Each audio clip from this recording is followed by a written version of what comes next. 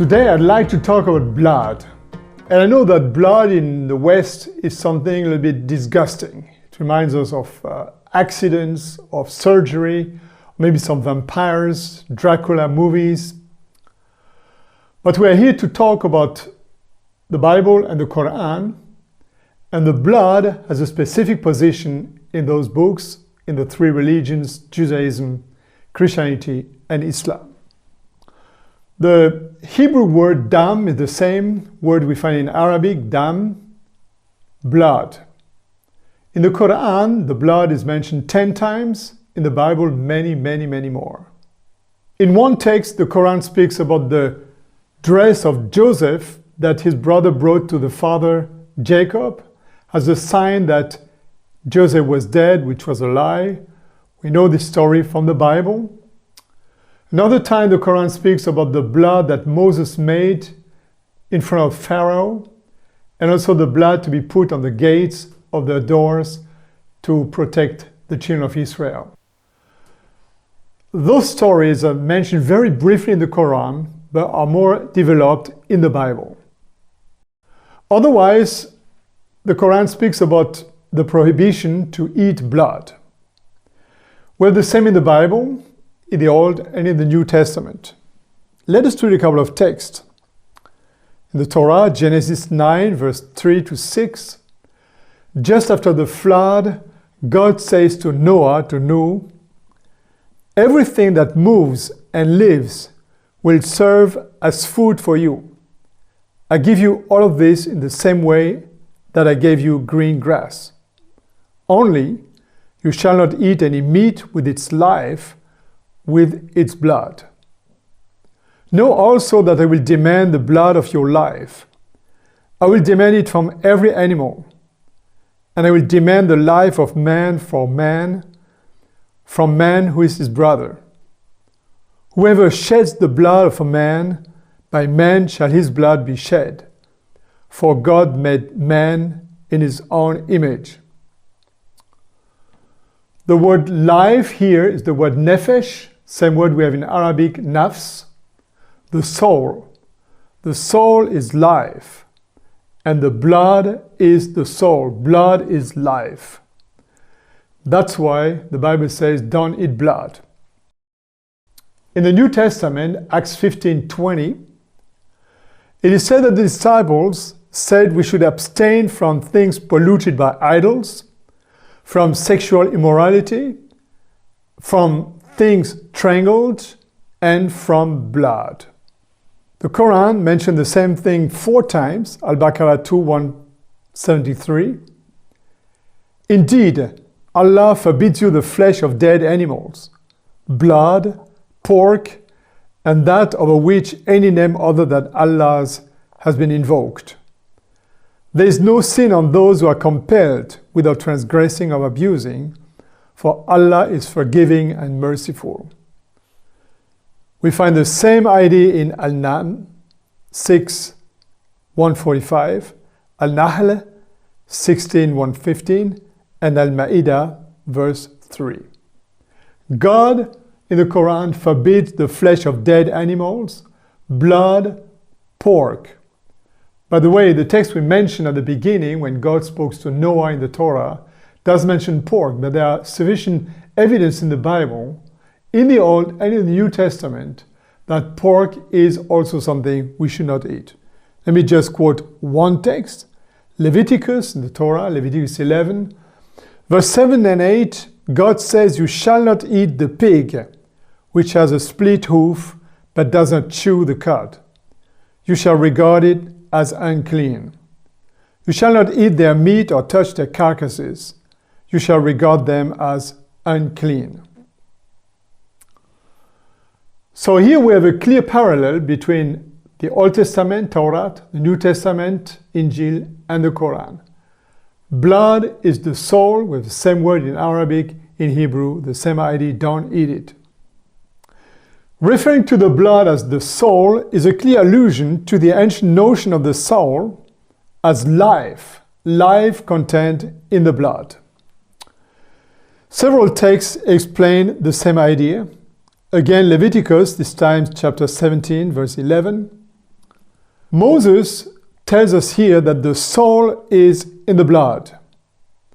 God has given it to us on the altar to make atonement for our souls, for it's the blood that makes atonement through life. We'll talk a little bit later about atonement, but let's just see here that the soul of somebody, of a human being, of an animal, is in the blood. And that's why taking away the blood of somebody means to kill him. In Al-Baqarah, verse 30, it is said that God said to the angels, I'm going to place a vice regent on earth. And they said, will you appoint therein one who will cause corruption and shed blood while we are there to sanctify you and glorify you? He said, indeed, I know that which you don't know. Here we have the expression to shed blood, which is a synonym of to murder. The same surah, Al-Baqarah, verse 83. It is said, and remember when we took a covenant from you not to shed one another's blood or expel one another from your homes. Then you agreed to it with your own testimony. Again here, we have the expression to shed one another's blood, which means to kill somebody, to murder somebody. Why is blood the soul, life? Well, it's very simple. About 100 years ago, the main cause of death was hemorrhage. Civilizations, diseases such as diabetes, obesity, or even cancer were almost non-existent. But accidents at home, at work, childbirth, menstruation, attacks by wild animals or wars or violence were common, unfortunately, and often resulted in death due to what? To significant blood loss. Furthermore, there was no cure for hemorrhage. Blood transfusions did not exist. The first successful one, took place in 1901. All the practice and the techniques that we know today, intravenous administration, anticoagulants, blood banks, blood donation, all that was completely unimaginable. And blood was synonymous of death. In the same way, the idea of a possible transfusion was perceived as a victory over death. Therefore, it's understandable that the first successful blood transfusion was celebrated as a true miracle. The victory of life over death. This fulfilled the dream cherished for centuries that one day a blood transfusion might save life. However, it was very clear for everybody that if somebody could give his blood to somebody else, the donor would die. There was no idea that he could survive. Now we know that it's possible and blood transfusions happen every day in every hospital in the world. But at that time, if you give your blood, it means you die and you save one life by dying. And that's why we have this expression in the Quran, in the Bible, to shed one's blood, still used to refer to a death by sacrifice. And this is the idea we have in the Bible and in the Quran when the books speak about redemption, substitution, somebody dying instead of. You remember the story of Abraham, وَفَدَيْنَاهُ. We redeemed him through a tremendous sacrifice, the son of Abraham. In Hebrew chapter 9, verse 22, that's in the Injil, Paul says that according to the law, almost everything is purified with blood. And without the shedding of blood, there's no forgiveness.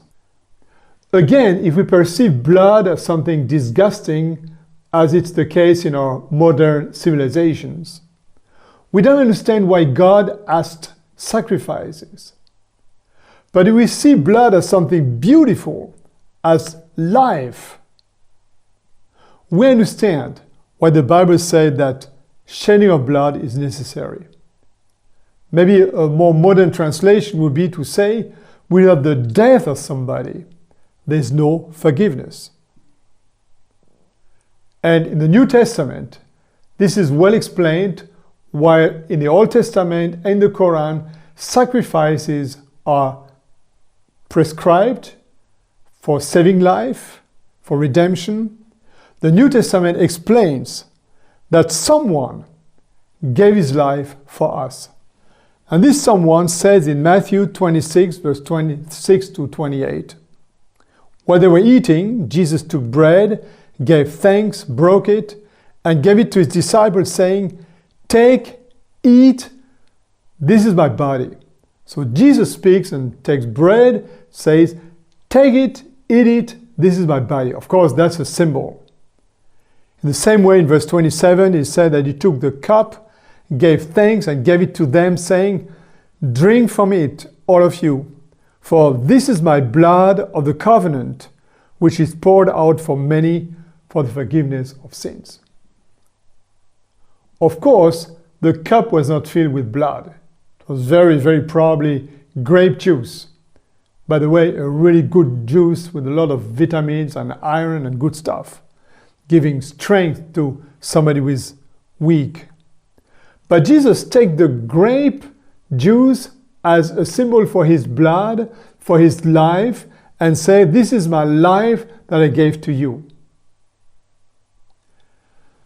By the way, it's interesting that in the Quran, Surah Al-Ma'idah is called the Surah the Table.